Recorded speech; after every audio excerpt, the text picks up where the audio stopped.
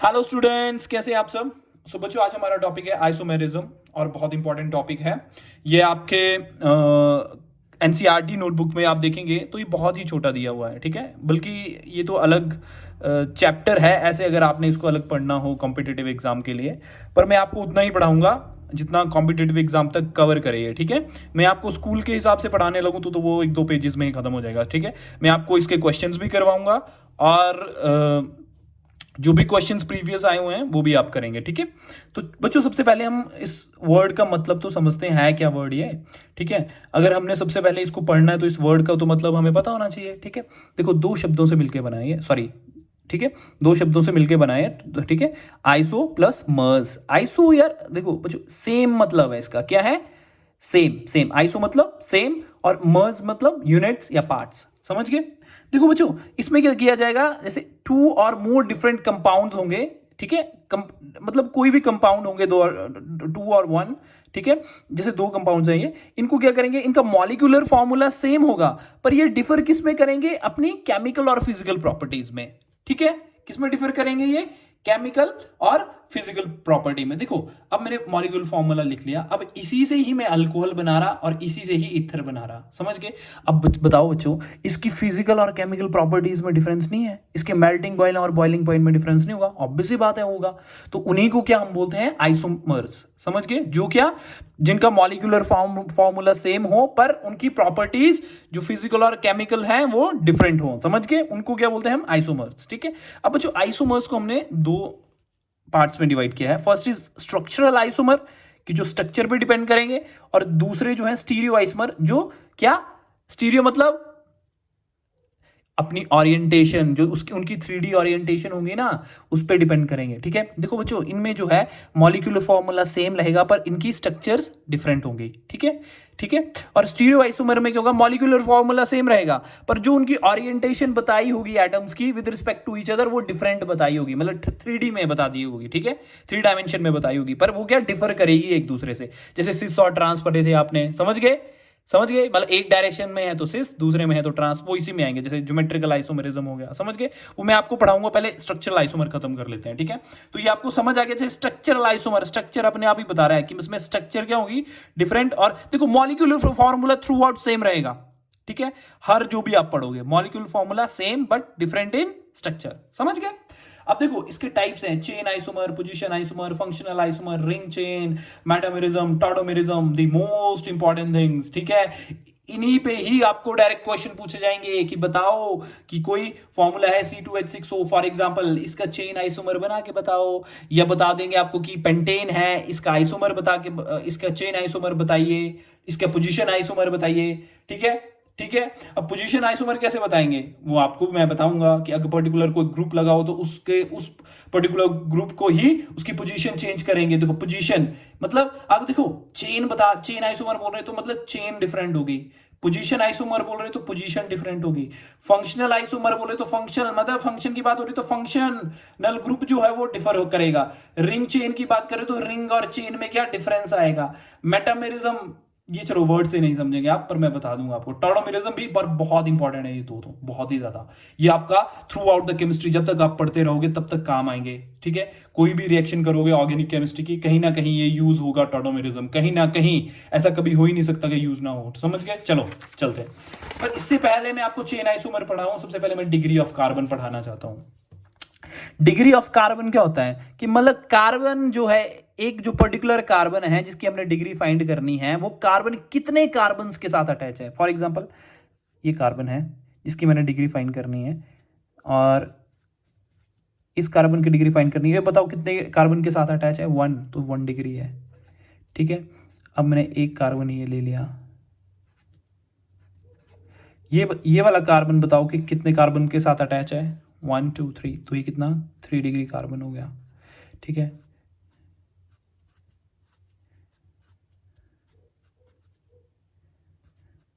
बताओ इस कार्बन की डिग्री बताओ कितने कार्बन के साथ अटैच है, 2, तो ये 2 डिग्री हो गया।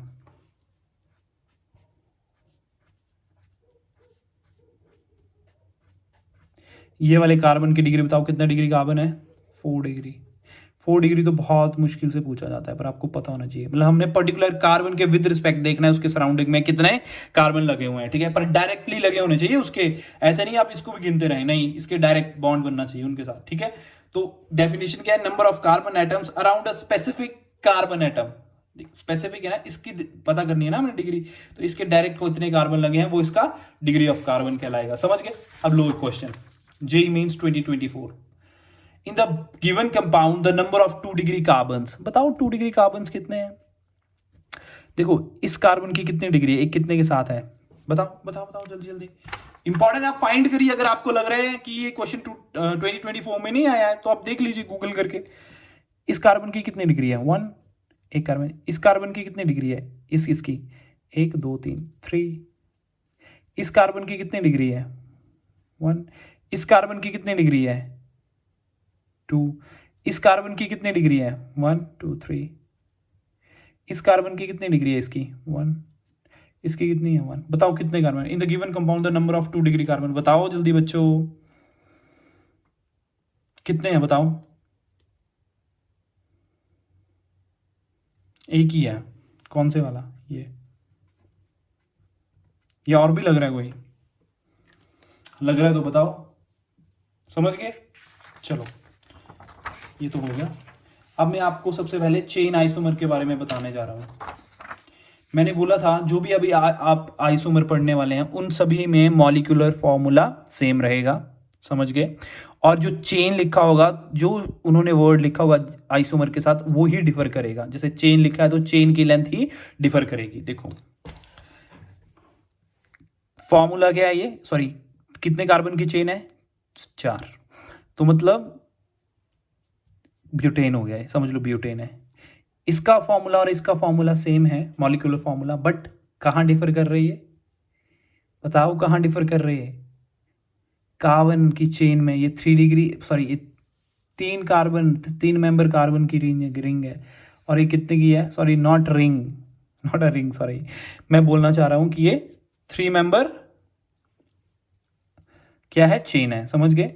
और ये कितनी है, 1 2 3 4, 4 है, ठीक है। इनका मॉलिक्यूलर फॉर्मूला सेम है, पर क्या है, चेन में डिफरेंस आ रहा है, समझ गए, ठीक है। अब फॉर एग्जांपल जैसे मैंने लिख लिया C4H10, सबसे पहले मैंने डिग्री ऑफ अनसैचुरेशन निकालने बताया है। देखो अगर किसी में डबल बॉन्ड या रिंग आ गई तो उसका क्या है, तो उसके आइसोमर चेंज हो जाते हैं, समझ गए। पर हमने सबसे पहले किसी का भी अगर हमने आइसोमर फाइंड करने होंगे तो हमने डिग्री ऑफ अनसैचुरेशन निकालनी है। कि हम क्या फाइंड करना है, क्यों निकाल रहे हैं, क्योंकि हमने पता लगाना, कि हमें पता लगे कहीं डबल बॉन्ड तो नहीं कंटेन कर रहा है ये पर्टिकुलर कंपाउंड मॉलिक्यूल, या रिंग तो नहीं कंटेन कर रहा। अगर कर रहा तो हमें क्या करना पड़ेगा, वो भी इंक्लूड करना पड़ेगा, समझ गए, समझ गए। तो उसके उसके अकॉर्डिंग फिर स्ट्रक्चर बनेंगे, समझ गए। तो इसमें DU क्या आ गई, 0, समझ गए। आपको ऐसे भी पता होना चाहिए था कि एल्केन है, तो एल्केन में तो डबल बॉन्ड आएगा नहीं, क्योंकि CnH2n+2 करके फॉर्मूले को ये फॉलो कर रहा है, ठीक है। तो मैंने ये चेन बना ली, 1 2 3 4 की बना ली, ठीक है। अब मैं क्या कर सकता, चेन को, अब मैंने आइसोमर जो बनाना है इसका, अब मैं क्या कर सकता इसको चेन आइसोमर में, तो चेन आइसोमर में क्या करते हैं, देखो 4 की बना ली। अब मैं चेन को कम भी कर सकता ना, 3 की बना लेता है, 1 2 3। और यहाँ पे देखो इसका और इसका मॉलिक्यूलर फॉर्मूला सेम है, पर क्या डिफरेंस आ रहा, चेन में। देखो आप बोलोगे सर कैसे डिफरेंस है, आपको बता देता हूँ। देख लो 10 कार्बन लगे हैं ना यहाँ पे, देखना आप, सॉरी 10 हाइड्रोजन लगे हैं, hydrogen hydrogen hydrogen hydrogen hydrogen hydrogen, देखो अब इसमें देख लो,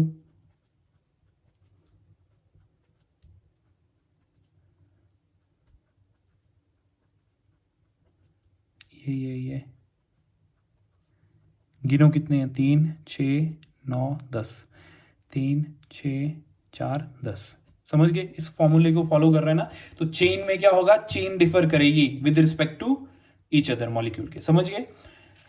अब जैसे आ गया पेंटेन आ गया, ठीक है, तो इसमें डिग्री ऑफ डिसोसिएशन क्या आ रही है, 0।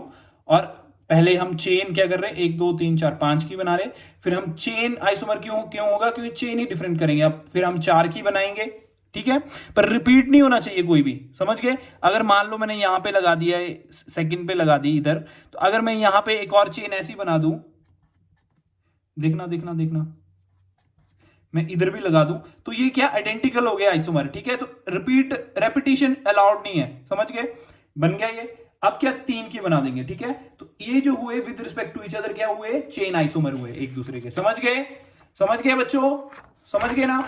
अब देखो अगला क्वेश्चन, देखो अगला क्वेश्चन है कि C6H14 मतलब हेक्सेन है ये, समझ गए। अब ये कैसे बनाएंगे, पहले 6 कार्बन की चेन बना ली हमने, बना ली। अब 6 की बना ली तो हम 5 की बनाएंगे, फिर 1 2 3 4 5, 5 की बना ली, ठीक है। अब क्या करेंगे, अब एक कार्बन हमने फ्री कर लिया तो एक को पहले हम इधर भी लगा सकते हैं, पर इधर लगाएंगे तो ये आइडेंटिकल पोजीशन है ये दोनों, समझ गए। एक लगा दिए तो दूसरा आइसोमर नहीं बनना चाहिए फिर, समझ गए। तो हमारे पास क्या पोजीशन बचेगी, ये वाली। तो एक यहां पे लगा दिया और एक यहां पे लगा दिया, ठीक है, समझ गए। अब 5 को लेके हो गया ना, अब 4 को लेके चलो, 1 2 3 4। अब 4 में ऐसा हो सकता था कि मैं इस कार्बन पे लगा दूं, ठीक है, एक इस कार्बन पे लगा दूं और एक इस पे लगा दूं, तो वो मैंने बना लिया, एक इस पे लगा दिया, एक इस पे लगा दिया। फिर मैं कर सकता था कि एक ही कार्बन पे इन दोनों पोजीशन पे ऐसे लगा दूं, ठीक है। अब ऐसे मत करना कि सर ये भी बन सकता है क्या, नहीं, ये ऑलरेडी क्या है, आइडेंटिकल, आइडेंटिकल आइसोमर नहीं बनाने हैं, समझ गए, समझ गए। चलो अब देखो बच्चों, आपने चेन आइसोमर में ये तो पढ़ लिया कि चेन जो पेरेंट चेन जो है वो क्या डिफर करेगी, मॉलिक्यूलर फॉर्मूला सेम रहेगा। पर इसका एक एक्सेप्शन है, if the parent chain is same differ in branching. देखो मॉलिक्यूलर फॉर्मूला सेम रहेगा, पर जो पेरेंट चेन है, ये पेरेंट चेन है बेंजीन, ठीक है, ये सेम रहेगी, पर जो ब्रांचेस लगी होंगी ना, देखो इधर इथाइल लगा है और इधर 2 मिथाइल लगा दिए, ठीक है, तो ये भी चेन आइसोमर कहलाएगा, ठीक है। मतलब जो ब्रांचेस में अगर डिफरेंस आ गया, ठीक है, अगर इधर एक थी और इधर 2 बना दी तो भी वो चेन आइसोमर कहलाएगा। याद रखना इसको, बहुत इंपॉर्टेंट है, ये आपको नहीं मिलेगा क्वेश्चन कहीं भी, ठीक है, और पूछा जाता है मैक्सिमम टाइम, ठीक है, कि पेरेंट चेन सेम है। मैंने तो और चेन आइसोमर में ऐसा हो ही नहीं सकता कि मैंने आपको पहले बताई, तो कॉन्ट्राडिक्टरी बात कर रहा ना मैंने आपको क्या बताया कि चेन आइसोमर्स कौन है, देखो चेन आइसोमर्स मैंने क्या बताया कि मॉलिक्यूलर फॉर्मूला सेम रहेगा और चेन लेंथ डिफर करेगी। पर मैं एक और डेफिनेशन बता रहा हूं जो आपके एग्जाम में क्वेश्चन होता है, कॉम्पिटिटिव एग्जाम में, जिसमें हम उनसे पूछते हैं कि ये क्या with respect to chain isomer है या नहीं। तो बच्चे क्या करते हैं कि ये तो डिफरेंट ही नहीं कर रहे हैं, डिफर ही नहीं कर रहे चेन में, तो इट मींस ये चेन आइसोमर नहीं होंगे आपके अकॉर्डिंग, पर ये चेन आइसोमर हैं, क्योंकि इसकी एक और डेफिनेशन है कि if the parent chain is same पर डिफर इन ब्रांचेस में डिफर कर रहे हैं तो वो भी चेन आइसोमर कहलाते हैं। समझ गए, समझ गए या नहीं समझे बच्चों, समझ गए। तो चलो आगे, अब रिंग चेन आइसोमर पढ़िए। देखो रिंग और चेन, इसमें इसका मतलब है कि एक आइसोमर जो होगा जिसका मॉलिक्यूलर फॉर्मूला सेम रहेगा, वो उसका एक चेन आइसोमर भी होगा और एक ओपन भी होगा, ठीक है, मतलब एक साइक्लिक रिंग भी बनाएगा और ओपन में भी होगा, समझ गए। जैसे फॉर्मूला है C4H8, तो मैंने C4H8 ऐसे बना दिया, तो आप एग्री कर रहे हो ना, मतलब हाइड्रोजन लगा दिया यहां पे, तो बन गया ना, ये रिंग बन गया ना, ठीक है। In this type of isomer one isomer is open chain but another is cyclic, molecular formula same रहेगा, पर एक आइसोमर ओपन चेन में एलिफेटिक चेन में रहेगा और एक एक क्या साइक्लिक चेन में रहेगा। देखो ए बी 1 2 3 4 5, ठीक है। अब मेरे को एक बात बताओ, 1 2 3 4, ठीक है, मैंने इधर डबल बॉन्ड लगाया, तो ये कैसे लगा दिया बताओ, बताओ, कुछ ना कुछ तो आपको समझ आएगा, तो आप मेरे को पक्का बताओगे मैसेज में, ठीक है, कमेंट करिएगा मैंने इधर डबल बॉन्ड क्यों लगाया। तो इधर मैंने बोला था कि डिग्री ऑफ अनसैचुरेशन क्या होनी चाहिए, सेम। तो मैंने आपको डिग्री ऑफ अनसैचुरेशन में बताया था, आपको मैंने बताया हुआ है, पहले भी बताया हुआ है कि इसमें हम क्या लेते हैं, रिंग प्लस पाई बॉन्ड्स कितने हैं लेते हैं ना बच्चों। तो मैंने आपको एक और चीज बताई कि रिंग चेन आइसोमर में क्या होगा, इन दोनों का मॉलिक्यूलर फॉर्मूला सेम होगा। अगर ये रिंग चेन आइसोमर्स हैं तो रिंग का डी तो 1 आ रही है, क्योंकि रिंग में तो डी में तो रिंग भी काउंट करते हैं, समझ गए। तो हमें अगर इस ओपन चेन को इसकी डी सेम करनी होगी तभी रिंग चेन बनेंगे, आइसोमर बनेंगे, दोनों सेम तभी बनेंगे ना। तो इसकी भी मेरे को डी 1 करना पड़ेगी। तो कैसे आएगी, अगर पाई बॉन्ड आ जाए एक तो काउंट कर सकते हैं, ठीक है, इसीलिए मैंने इनको रिंग चेन आइसोमर बोला है। याद रखना कि degree of unsaturation should be same, और रिंग की डी कितनी होती है बताओ, 1, क्योंकि रिंग काउंट कर लेते हैं ना। तो इस चेन की कैसे डी बता सकते हैं, पाई बॉन्ड ही लगा सकते हैं, रिंग तो लगा नहीं सकते हम, ठीक है। चलो अब देखो, ये तो कर लिया हमने, ठीक है बच्चों। डी का देख लेना आप, ठीक है। अगर डी में आप डिग्री ऑफ अनसैचुरेशन आपने पहले देखा नहीं तो आप क्वेश्चन गलत कर सकते हो, समझ गए। अब आगे वाला है पोजिशनल आइसोमर। देखो, it occurs when functional group और मल्टीपल और substituents are differ in position. देखो, पोजीशनल मतलब पोजीशन को लेकर डिफर करेंगे। जो क्या क्या होंगे, फंक्शनल ग्रुप हो सकते हैं, मल्टीपल बॉन्ड्स हो सकते हैं, सब्स्टिट्यूएंट्स हो सकते हैं, समझ गए, ठीक है। पर एक बात याद रखना, पोजीशन जो हम देखेंगे विद रिस्पेक्ट दो कंपाउंड की, वो सेम ग्रुप्स में देखनी है, ठीक है। Parent chain will remain same and same functional group. ऐसा नहीं करना है, समय मॉलिक्यूलर फॉर्मूला सेम होना चाहिए, याद रखना इसमें भी, ठीक है। मॉलिक्यूलर फॉर्मूला सेम होना चाहिए। देखो, अब ये बना दिया मैंने मॉलिक्यूल 1 2 3 4, ठीक है, ब्यूटेनॉल, ठीक है। और इसमें मैंने फर्स्ट कार्बन पे लगाया हुआ है ना, यहाँ पे 1 2 3 4, और इसका नंबर 1 2 3 4। इस पे फर्स्ट पोजीशन पे OH था, यहाँ पे सेकंड पोजीशन में, तो इट मींस ये दोनों क्या है, पोजिशनल आइसोमर है एक दूसरे के। देख लो, जाइलिन आ गया ये, ठीक है, ये ऑर्थो जाइलिन आ गया, ये मेटा, ये पैरा, ठीक है। तो ये क्या है विद रिस्पेक्ट एक दूसरे के, बताओ, पोजिशनल आइसोमर है बच्चों। ये भी CH3 है, अगर कुछ ना लिखा हो तो CH3 होता है, याद रखना, है ना। ये भी CH3 है, लिख ही देता हूं मैं, कंफ्यूज ना हो, पर आपको पता होना चाहिए। अगर ऐसे डंडा दिख गया ना आपको स्टिक सी और कुछ ना लिखा हो तो CH3 मिथाइल ग्रुप होता है वहां पे, समझ गए। देखो, इसमें विद रिस्पेक्ट ये क्या कर रहे हैं, पोजीशन ही चेंज कर रहे हैं एक दूसरे से, तो एक दूसरे के क्या हुए, पोजिशनल आइसोमर हुए बच्चों। ये समझ गए, जाइलिन है ये, समझ गए क्या है, जाइलिन। चलो ठीक है, अब चलो फंक्शनल आइसोमर्स में। फंक्शनल आइसोमर आपको जैसे पता लग रहा होगा, molecular formula same but functional group differ करेंगे, ठीक है। फॉर एग्जांपल, अब फंक्शनल ग्रुप कैसे करेंगे, देखो, कार्बोक्सिलिक एसिड और एस्टर जो है वो लगभग सेम होते हैं। देखो, तो एक दूसरे के क्या है, फंक्शनल आइसोमर है, जैसे अल्कोहल और ईथर है। अगर OH ग्रुप सीधा किसी कार्बन चेन के साथ है तो वो क्या होगा, अल्कोहल, समझ गए। और बेंजीन के साथ अगर डायरेक्टली अटैच है तो वो फिनोल गिना जाता है। ऐसा मत सोच लेना कि अल्कोहल है वो, ठीक है। देखो, अल्कोहल और ईथर, ठीक है, तो ये क्या, मॉलिक्यूलर फॉर्मूला इनका सेम है, पर ये क्या कर रहे, फंक्शनल आइसोमर है, ठीक है। इसमें फंक्शनल ग्रुप चेंज हो जा रहा है, ठीक है, ठीक है। इसमें मॉलिक्यूलर फॉर्मूला सेम रहेगा पर फंक्शनल ग्रुप डिफर कर जाएगा, ठीक है। जैसे देखो, इधर COH आ गया, कार्बोक्सिलिक एसिड आ गया, इधर इसका एस्टर बन गया, इधर OH बन गया अल्कोहल, और इधर क्या बन गया, ईथर बन गया, ठीक है। एल्डिहाइड, समझ गए, और इसका कीटोन बन गया, ठीक है। अब अल्कोहल, ठीक है, और ये फिनोल, देखो ये डायरेक्ट OH लगा है बेंजीन के साथ, तो ये क्या, फिनोल बन गया। और अगर ये बेंजीन के साथ किसी कार्बन के साथ अटैच होगा तो वो अल्कोहल कहलाएगा, समझ गए ना। फिर आ गया साइनाइड और आइसोसाइनाइड, ये CN बन गया और ये NC बन गया, ठीक है, समझ गए ना। चलो, अब मेरे को आप बताइए, रुको, ये मैंने थोड़ा आगे पीछे कर लिया। चलो, अब आगे वाला फंक्शनल ग्रुप है मेटामर्स। क्या है, मेटामर्स। अब बच्चों मेरे को इसके बारे में बताओ, मेटामर्स क्या होते हैं। देखो जरा, मैं जरा पानी पी लेता, बताओ, शाबाश। देखो, मेटामर्स जो है ना, ये ऐसे आइसोमर्स हैं उनके जिनके सराउंडिंग में जो है ना, वो एल्काइल ग्रुप्स जो है ना, वो क्या करेंगे, वेरी करेंगे, समझ गए। अगर एक जगह 2 लगे हैं तो एक जगह 3 लग जाएंगे, और दूसरे मॉलिक्यूल के विद रिस्पेक्ट वो वेरी करेंगे, समझ गए। अब हमें पहले क्या करना पड़ेगा, पॉलीवेलेंट एटम्स होंगे, समझ गए, क्या होंगे, पॉलीवेलेंट एटम होंगे। वो क्या करेंगे, बताओ, उनकी सराउंडिंग में हम क्या करेंगे, एल्काइल ग्रुप्स को लगाएंगे, ठीक है। और क्या करेंगे उनको, और क्या करेंगे, जैसे कोई भी, जैसे मान लो चार्जिंग में लगा दिया मैंने, रुको जस्ट, लग गया, ठीक है। अब जैसे मैंने, देखो, ये ईथर का है, ठीक है। अब मैंने इसकी सराउंडिंग में यहाँ CH2 CH3 और CH3 इस साइड CH3 लगा दिया, ठीक है। इधर एक कार्बन चेन है और इधर 3 की लगा दी, पर इसके दूसरे ही मॉलिक्यूल में मैंने क्या किया, मॉलिक्यूल फॉर्मूला सेम रहेगा, ठीक है। तो इसमें क्या है, इस साइड मैंने 2 कार्बन की चेन लगा दी और इस साइड भी 2, तो ये with respect to each other क्या हुए, मेटामर्स हुए, ठीक है।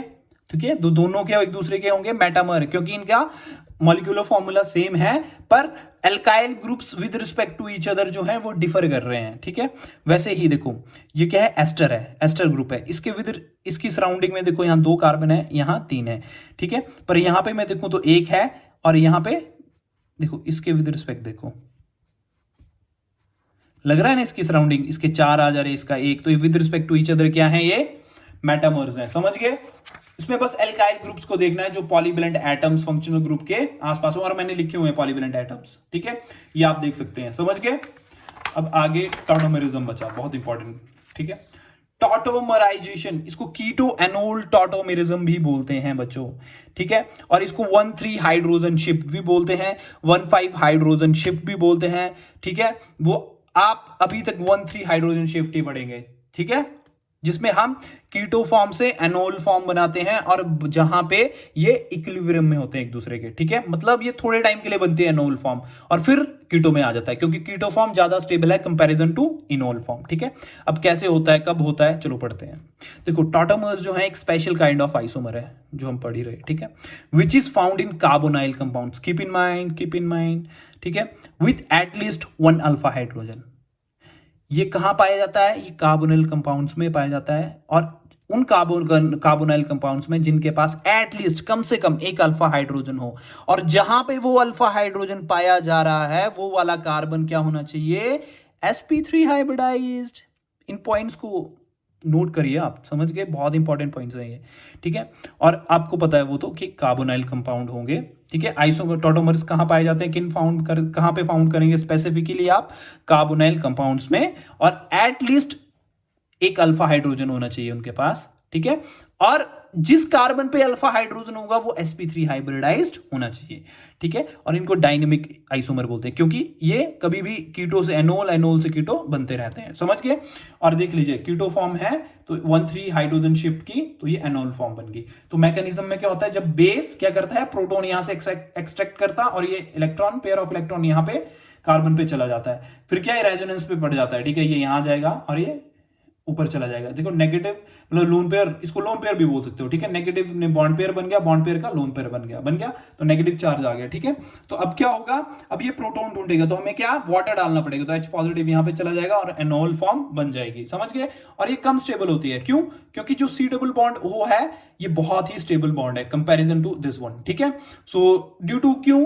क्योंकि इलेक्ट्रोनेगेटिविटी बोल सकते हैं आप। समझ गए? या ऐसे भी बोल सकते हैं कि कार्बन की क्या हाइब्रिडाइजेशन है, sp2। ठीक है, ड्यू टू दैट कि जितना एस करेक्टर होगा उतना क्या होगा, इलेक्ट्रोनेगेटिविटी होगी, और ऑक्सीजन भी इलेक्ट्रोनेगेटिव है, तो आपस में खींचातानी चली हुई है इनकी। समझ गए? समझ गए? तो ये इसके क्वेश्चंस हैं, ये आपने बताना है कौन कौन शो करता है। चलो मैं ये बता देता हूं, इसके विद रिस्पेक्ट अल्फा कार्बन है, ये भी अल्फा कार्बन है। अल्फा हाइड्रोजन है सर, आप बोल दोगे है सर अल्फा हाइड्रोजन, तो ये शो कर रहा है, no, this will not show tautomerism. क्यों? मैंने एक और कंडीशन बोली थी, अल्फा हाइड्रोजन के साथ ये sp3 हाइब्रिडाइज्ड होना चाहिए कार्बन, पर है लग रहा है आपको या sp3 हाइब्रिडाइज्ड, sp2 है ये। और ये वाला, ये तो इसमें तो मेरे को तो सबसे पहले तो मेरे को अल्फा कार्बन देखना है, तब अल्फा हाइड्रोजन देखना है, ये भी शो नहीं करेगा। ये बताओ, करेगा शो? ये अल्फा कार्बन है, और अल्फा कार्बन sp3 हाइब्रिडाइज्ड है। ठीक है, और ये करेगा शो, ये करेगा शो, और ये करेगा। अब मैं एक क्वेश्चन दूं आपको,